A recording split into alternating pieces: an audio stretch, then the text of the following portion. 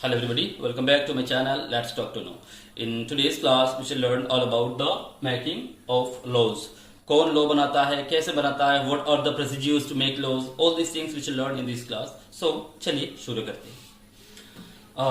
Law making, law कौन बनाता है? The parliament. The parliament क्या करता है? Laws को बनाता है. Parliament क्या करता है? Laws को बनाता है, क्योंकि वो क्या है? Supreme law making body. Parliament is the supreme law making body of the country. Okay, it can legislate all subjects under the jurisdiction of the central government. कौन सी सब्जेक्ट्स पे वो लॉ बनाता है? It legislate all subjects under jurisdiction of the central government. Central government के under में जितने सारा subjects है, उनमें क्या करता है? वो पार्लियामेंट लेजिस्लेट करता है. पार्लियामेंट क्या करते हैं? लेजिस्लेट करते हैं. सेंट्रल गवर्नमेंट के अंडर में जो सब्जेक्ट्स है, उनमें ही क्या करते हैं? लेजिस्लेट करते हैं. कौन? पार्लियामेंट. ओके, इट एनेक्ट्स, और ये क्या करता है? इट एनेक्ट्स लॉज और changes the existing law. Changes. Okay, क्या करता है? पार्लियामेंट लॉज को बनाता भी है और चेंज भी कर सकता है. Suppose if the parliament thinks that some laws are to be changed through amendment, वो क्या करता है? कुछ लॉज को चेंज करता है. कैसे? Through amendment. अमेंडमेंट के द्वारा पार्लियामेंट क्या करता है? कुछ लॉज को चेंज करते हैं. Okay, next bill. Okay, law बनाने के लिए क्या करना पड़ता है? फर्स्ट ऑफ ऑल प्रपोजल चाहिए ना. लॉ बनाने के लिए फर्स्ट ऑफ ऑल प्रपोजल चाहिए. So proposal, what this proposal is called? This proposal is called the bill. किसी लॉ बनाने के लिए जो प्रपोजल दिया जाता है, ये प्रपोज किया जाता है, उसे कहते हैं bill. Proposal of a law.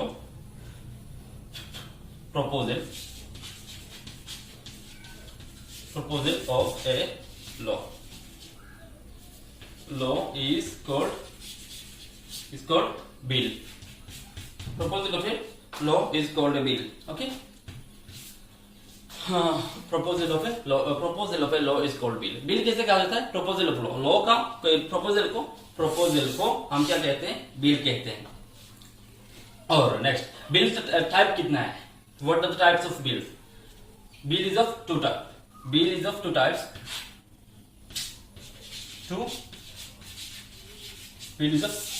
Ordinary bill and money bill. Jokes are not working well. Money bill. Okay. Bill कितने टाइप के हैं? दो तरह के बिल होते हैं. एक है ऑर्डिनरी बिल और दूसरे होते हैं मनी बिल. अच्छा, हम समझ गए होंगे कि किसी भी लॉ का लॉ के लिए जो प्रपोज किया जाता है, उसे कहा जाता है बिल. और बिल के टाइप कितने होते हैं? दो होते हैं. एक है ऑर्डिनरी बिल और दूसरा होते हैं मनी बिल. ऑर्डिनरी बिल क्या है? मनी बिल के अलावा जितने सारा बिल है, सबको हम क्या कहेंगे? Ordinary bill. मनी बिल के अलावा जितने सारे बिल होंगे, उनको हम क्या कहेंगे? ऑर्डिनरी बिल कहेंगे. Yes, the bill which is other than money bill is called the ordinary bill. Money bill के अलावा जितने सारे बिल्स है, उनको हम क्या कहेंगे? ऑर्डिनरी बिल कहेंगे. और ये ऑर्डिनरी बिल जो होते हैं, वो किसी भी हाउस पे इंट्रोड्यूस किया जाता है.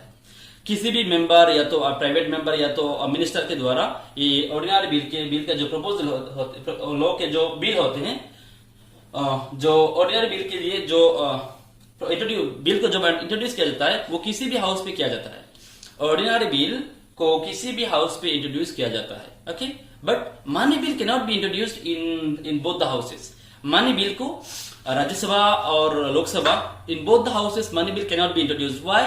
Because but only the ordinary bill can be introduced in both the houses. Okay, ordinary bill को हम किसी भी हाउस पे इंट्रोड्यूस कर सकते हैं, और वहां पे ये three reading, whenever a bill is introduced, एक बिल को इंट्रोड्यूस करने के लिए, whenever a bill is introduced, it has to go through three readings. एक बिल को जब हम इंट्रोड्यूस करेंगे, इंट्रोड्यूस करने के बाद वो उसे थ्री रीडिंग के थ्रू जाते हैं. ओके, एक बिल 3 रीडिंग्स के थ्रू जाते हैं। 3 रीडिंग्स क्या है? First reading, second reading, third reading. Okay, एक बिल क्या होता है? 3 रीडिंग के बाद वो वहां पे अगर मेजोरिटी मिले, if it gets majority then it goes for the goes to another house of the parliament. If it is present, if the bill is introduced in the Lok Sabha after the 3 readings, it goes to Rajya Sabha, and if the bill is introduced in the Rajya Sabha after the 3 readings, it goes to Lok Sabha.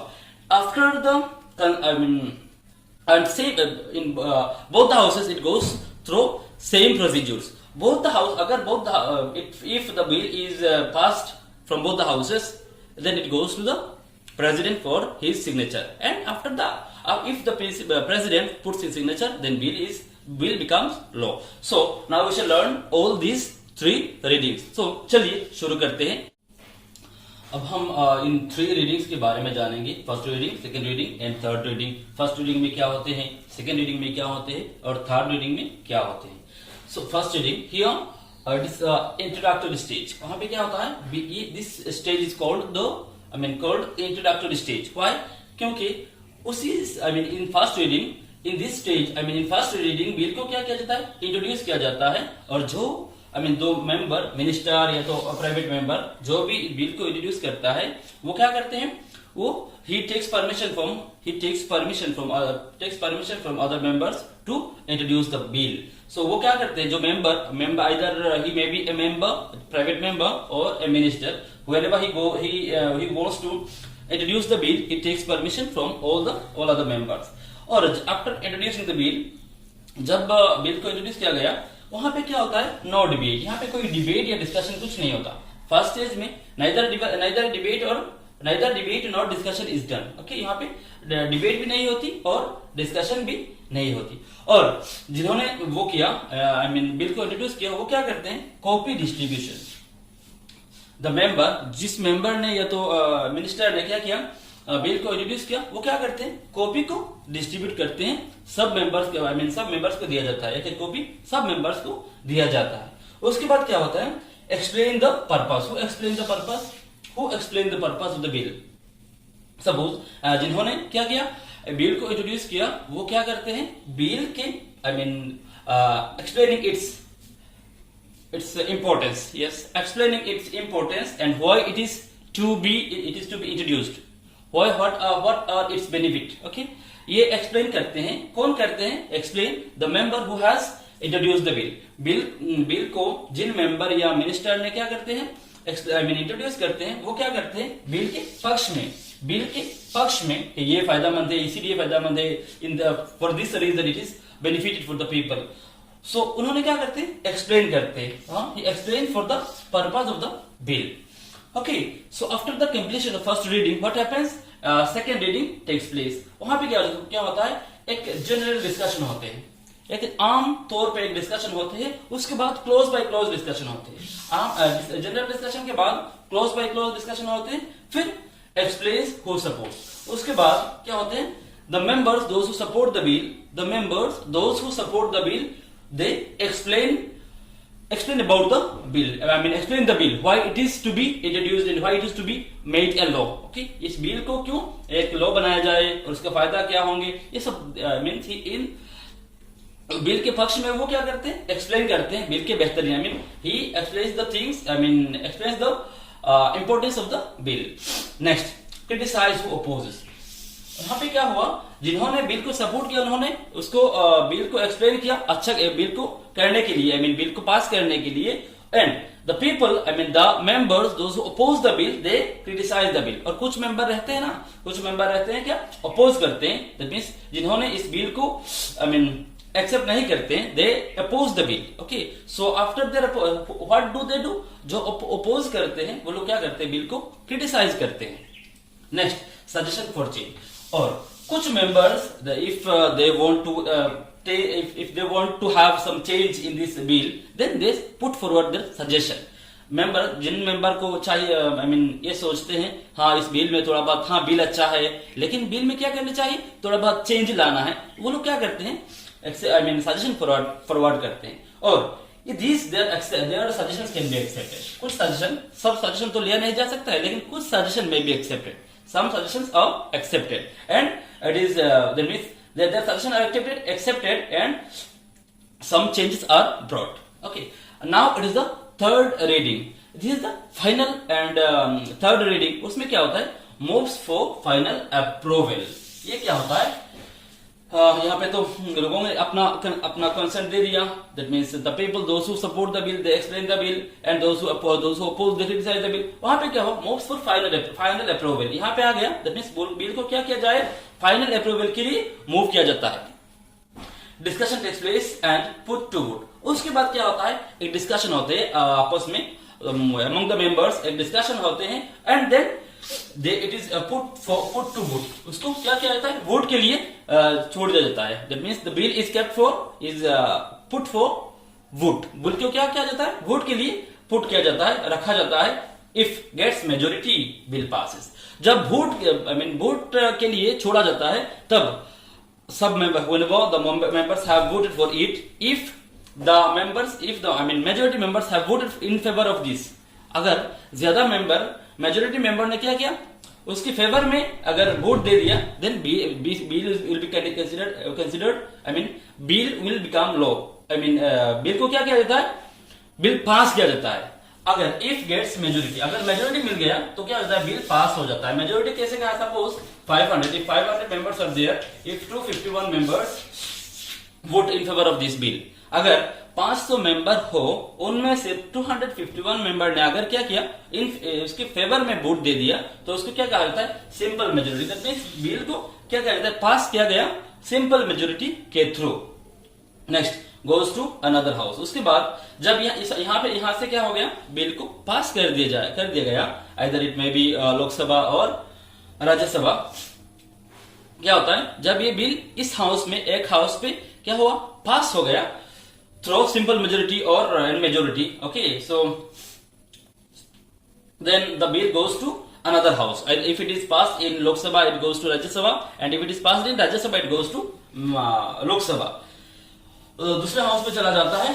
There same procedure. और वहां पे जब whenever it goes through another house, here also same procedure. It goes through same procedure. क्या होता है?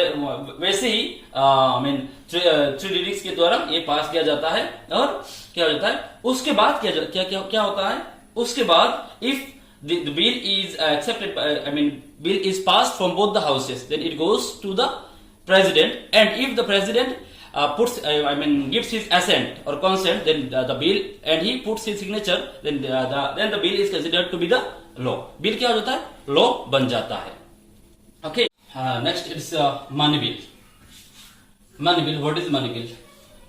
Related to income or expenditure. The bill which is related to income or expenditure is called the money bill. Money bill क्या है?